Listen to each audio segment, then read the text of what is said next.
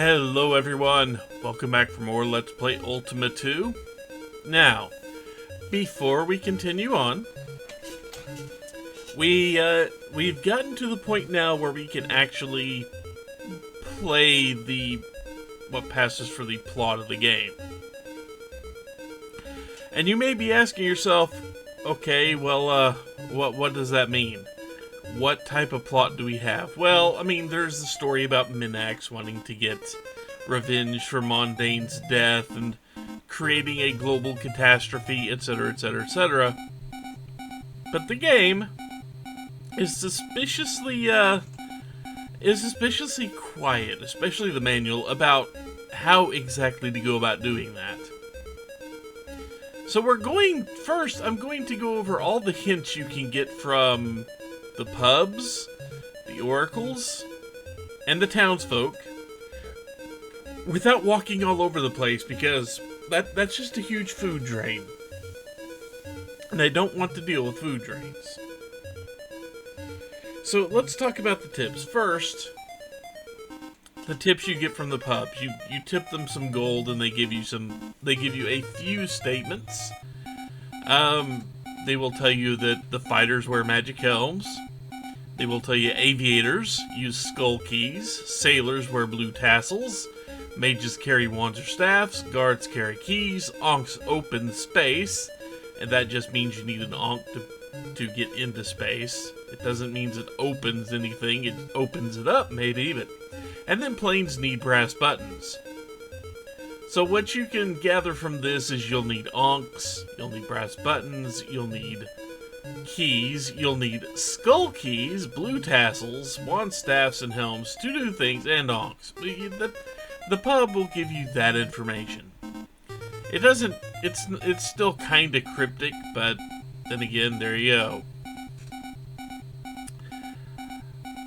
Now the oracles, on the other hand, you have to give them a decent chunk more gold, and they don't always give you the hints. But the hints they do give you are actually kind of like a poem. And each line of this poem, you just consider that each line of this poem costs 100 gold, more gold than the last one. Altogether, there are 9 lines, and they all cost together about 4,500 gold.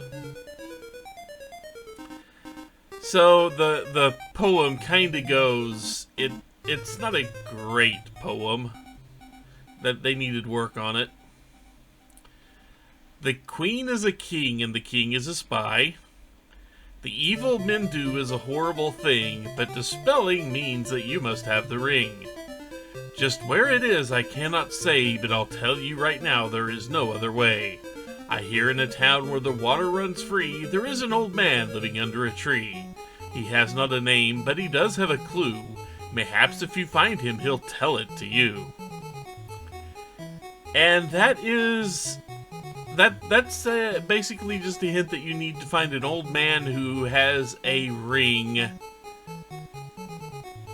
Yeah, there's a ring, and an old man has it.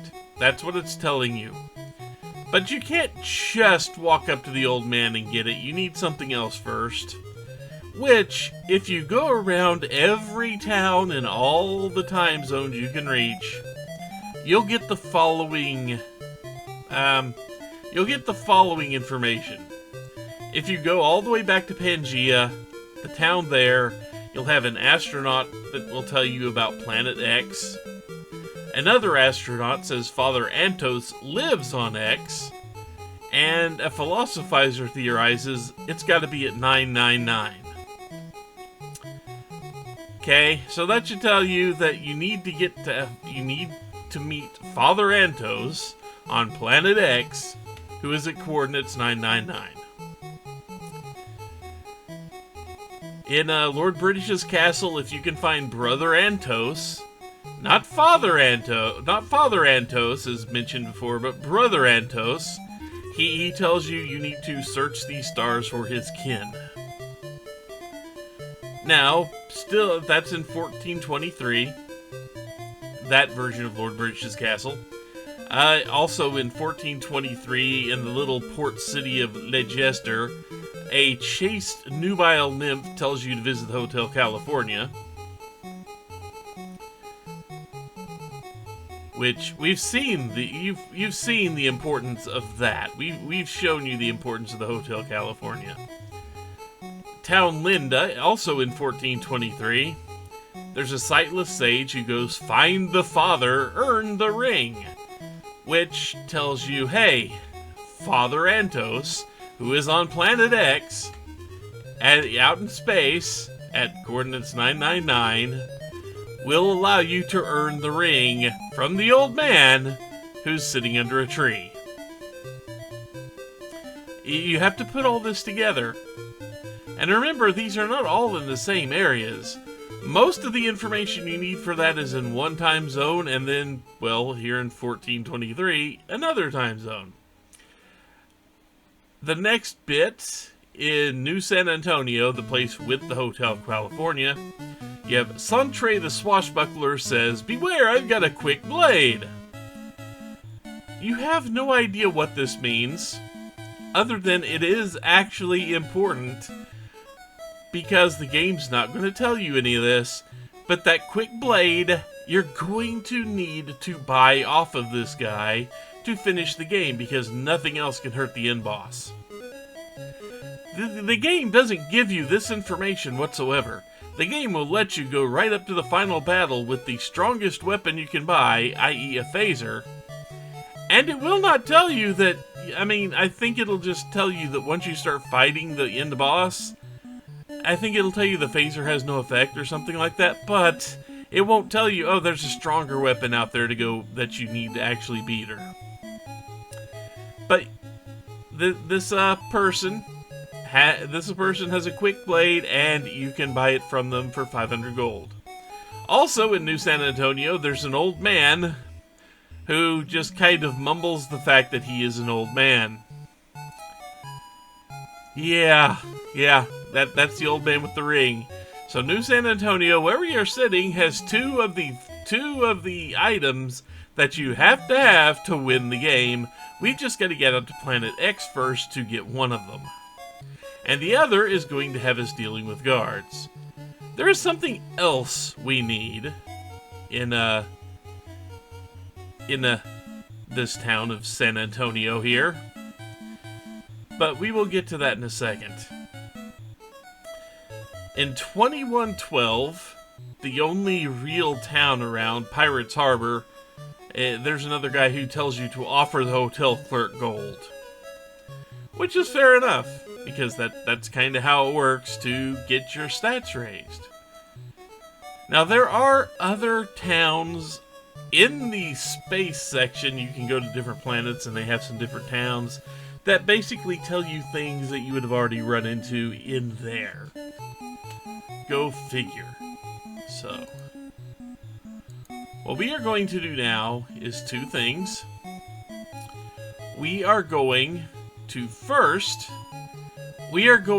get ourselves we're going to go get ourselves that quick sword, and then we're going to hijack us a plane. Even though I don't know if hijack is really the right word for it, but we're going to get ourselves a plane.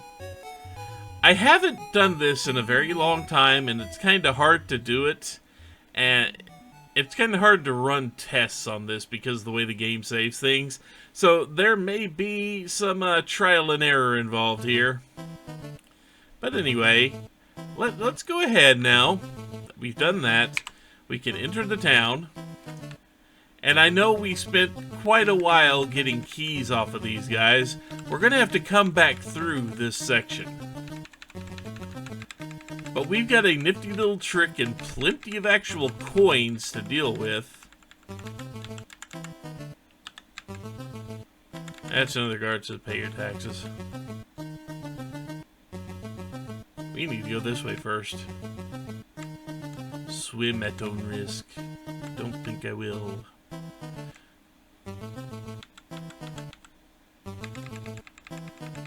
You kind of jumped at me there, dude.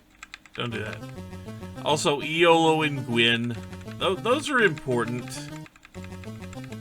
Those are important names. The trick is to figure out which one of these guys is the one we need to talk about. Pay your tax. Hey, can you let me pass?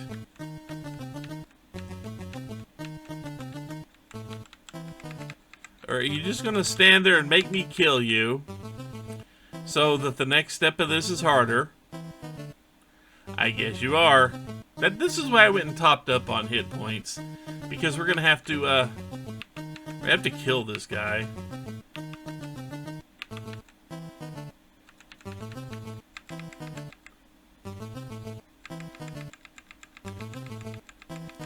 Our legs are nice and paralyzed now.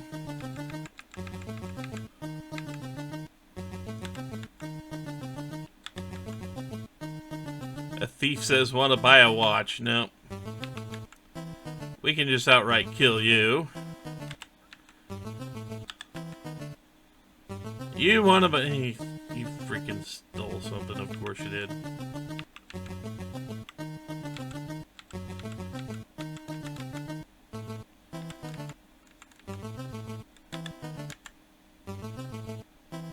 Ah, there, that's the one we need. So we offer you. We're gonna offer 500.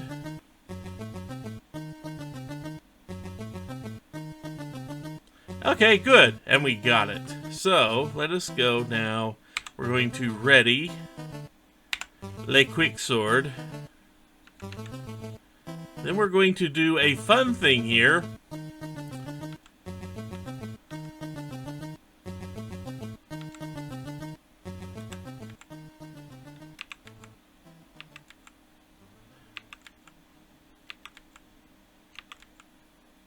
Because you annoyed me.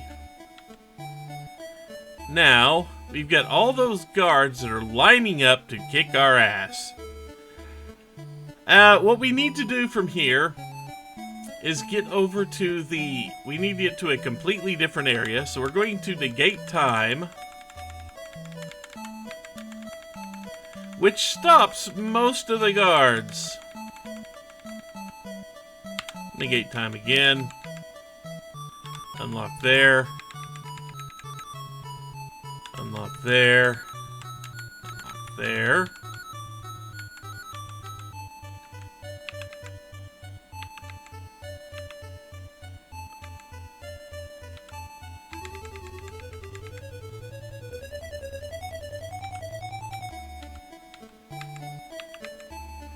We need to get rid of these guys. Because we're going to need that particular, we're going to need that particular little pathway cleared. So we can actually pilot our way out of here. Because this plane will not travel over trees. But it will let us run away. It will let us travel the runway. So now the fastest way through here is to largely just ignore the guards.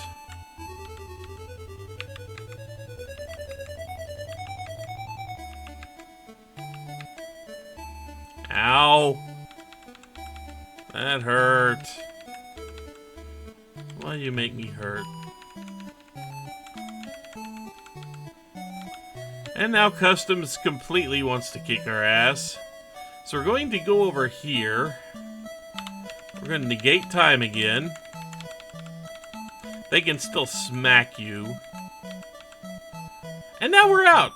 We cannot... But we can't actually travel anywhere.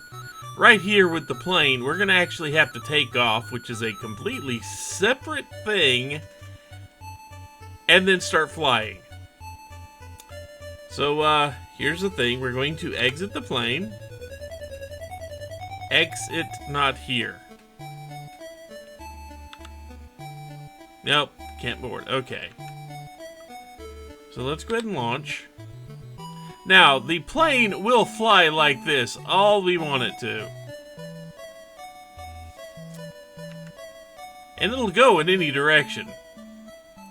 We just have to be careful that we land on grass, or else this thing will crash.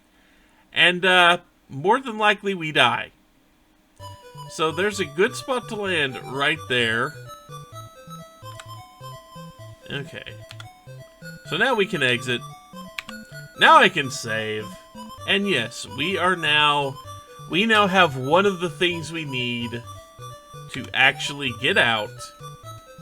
And, well, now we can, take that plane to Pangea. Take that plane to several places, actually. That will allow us to, get a hold of a rocket. The rockets are in 2112. We're gonna have to travel this one through a time gate. Very similar to just walking through it. But yeah, it will not travel over... It will not be able to travel over forests. It can't land on anything but grass. Planes are a pain in the ass to deal with, and you've seen how it travels, right? Yeah, it just kind of goes until you tell it to stop, and if you stop anywhere that isn't grass, it crashes. And this probably kills you. Game over. Good luck. Reload your last save. But for now, that will do it. For now, when we come back, we will we will deal with things as we need to. But we do have a very specific set of steps we need to take. And we've learned Antos's location, which is normally you would have to go all the way to Pangea, as we went over. The next step is using that plane to get a hold of a rocket in 2112. And that is done by entering the correct time gates. And then once we get to Space Rocket, we have to go out to outer space, and we have to come back to Earth and land, and do it all in one shot, because there's no way to save in outer space. And, well, landing the rocket anywhere but grass will absolutely murder you. So yeah. I hope you're ready. I hope you're ready to see the most arcadey section. The worst section of this game, so to speak. Because, without being able to slow down DOSBox, this next part can become really goddamn difficult. But we will take care of that later. So until then, take care, everyone.